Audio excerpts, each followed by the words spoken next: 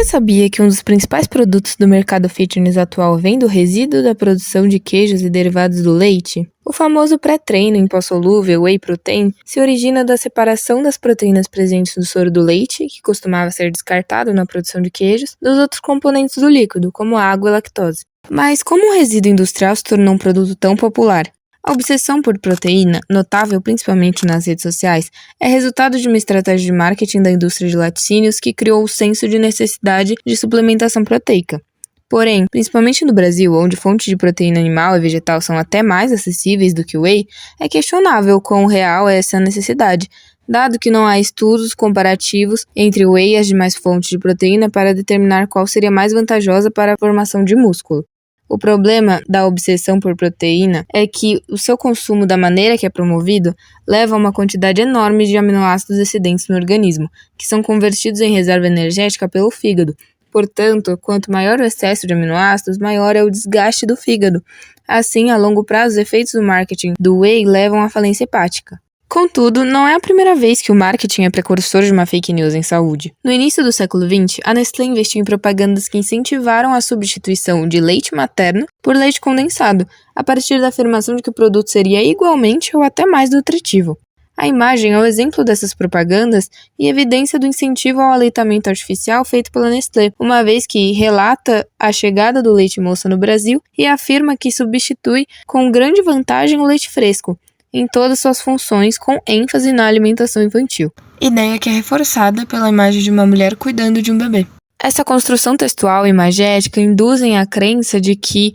o leite condensado seria até mais saudável para a criança do que o leite materno. Ademais, o documentário Bottle Babies, de 1975, feito por Peter Krieg, denuncia práticas antiéticas das propagandas de leite em pó da Nestlé como substituto de leite materno nos países de terceiro mundo, que induziram inclusive mães aptas para amamentar, as quais em maioria não tinham condições de fazer uso do produto de maneira segura, a fazer essa troca. Isso acarretou no aumento da mortalidade de bebês nas áreas rurais e suburbanas dos países periféricos, uma vez que, não recebendo os anticorpos das mães na primeira fase da vida e vivendo em ambientes sem acesso a saneamento básico, eles ficaram mais vulneráveis a infecções, além de desenvolverem um quadro grave de desnutrição. Portanto, como afirma Mike Muller em seu estudo intitulado O Matador de Bebês, onde não há outra escolha a não ser a miséria, a opção por um substituto artificial para o leite materno é, na realidade, uma alternativa entre saúde e doença. Mothers put empty lactogen cans and feeding bottles on their dead babies' graves, for they believe to the end that powdered milk and feeding bottles were the most valuable possessions their babies ever had. Além desses, há muitos outros exemplos do uso de fake news em saúde como estratégia de marketing. A indústria de ultraprocessados, de maneira geral, investe há muito tempo em convencer os consumidores de que seus produtos são melhores do que as opções mais naturais, sem fundamento científico, muito menos financiamento de pesquisas que provem essa superioridade. Sendo assim, existe um claro descaso das empresas tanto com a ética e com o bem-estar dos consumidores, quanto com a produção de conhecimento. O questionamento que fica é: o que faz parecer normal pôr em risco a vida de milhões de pessoas pelo enriquecimento de poucos? E, tendo em vista os impactos dessa situação para a acessibilidade da educação em saúde, é a pergunta que meu trabalho de iniciação científica pretende responder. De acordo com o filósofo Renato Nogueira, o neoliberalismo, enquanto defesa da lei do capital com menos regulamentação possível e da diminuição de serviços estatais, remonta e atualiza um sistema de exploração da força de trabalho sem garantias e com baixo retorno que desumaniza o trabalhador e passa a tratá-lo como uma máquina, a partir de uma cultura de intensa autocobrança explicada por Byung-Chul Han em A Sociedade do Cansaço. Com isso, entende-se que o neoliberalismo apresenta despreocupação com a garantia do bem-estar público e normaliza a desumanização. Portanto, baseia-se em uma lógica de priorização do lucro sobre qualquer outra coisa, inclusive a humanidade de quem vive nesse sistema. Sob esse viés, o uso de desinformação em propagandas é justificável pelo alcance de alto retorno financeiro e, quando é relacionado a uma vida mais longa e saudável, vende muito mais, apesar de iludir e muitas vezes até fazer mal aos consumidores. Mas quem se importa com isso se o negócio for lucrativo? Many children could still be alive, many could be spared sickness and malnutrition if their mothers had known about the dangers of bottle feeding, if they had known of the advantages of breastfeeding, if they had not been exposed to the often misleading sales promotion for milk powder, and if they would be provided with facilities that would enable them to breastfeed their babies while working.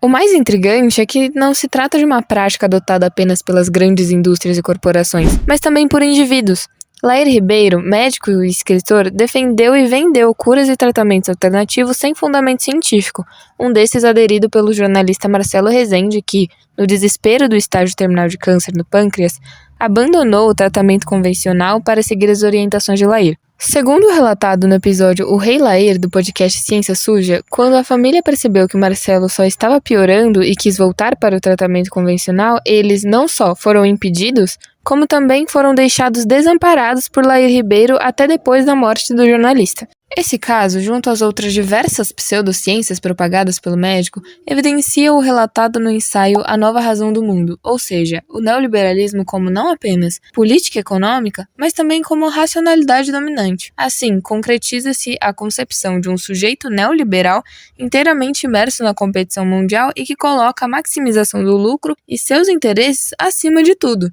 É importante ressaltar a discrepância dos impactos da disseminação dessas fake news em diferentes recortes da sociedade, principalmente no Brasil, onde há uma crise educacional que afeta majoritariamente grupos marginalizados. No livro Desinformação, Dana Ariely aponta como principal fator para a entrada no funil da falácia, ou seja, início de uma crença cega em uma teoria da conspiração ou notícia falsa, o estresse duradouro e condicionado por um elemento fora de controle. Essa base emocional, junto a fatores cognitivos, sociais e de personalidade, pode tornar uma pessoa mais propensa a se afundar no negacionismo, de maneira quase irreversível. Com isso, nota-se que a disseminação desenfreada de desinformação tem um impacto mais forte em populações em situação de vulnerabilidade, dado que isso gera certo estresse duradouro sobre o qual não se tem controle, além de criar um desafio para o sistema educacional de encontrar uma forma eficiente de conscientizar as pessoas já imersas no negacionismo. Em conclusão, o uso de fake news de saúde no marketing é fruto do neoliberalismo como racionalidade dominante, que é o que faz parecer normal pôr em risco a vida de milhões de pessoas pelo enriquecimento de poucas, uma vez que se estrutura na priorização do lucro e do sucesso individual sobre tudo, normalizando a desumanização de si e do outro, além de restringir o acesso à educação e saúde, dado que as populações vulneráveis são as mais afetadas por essa situação.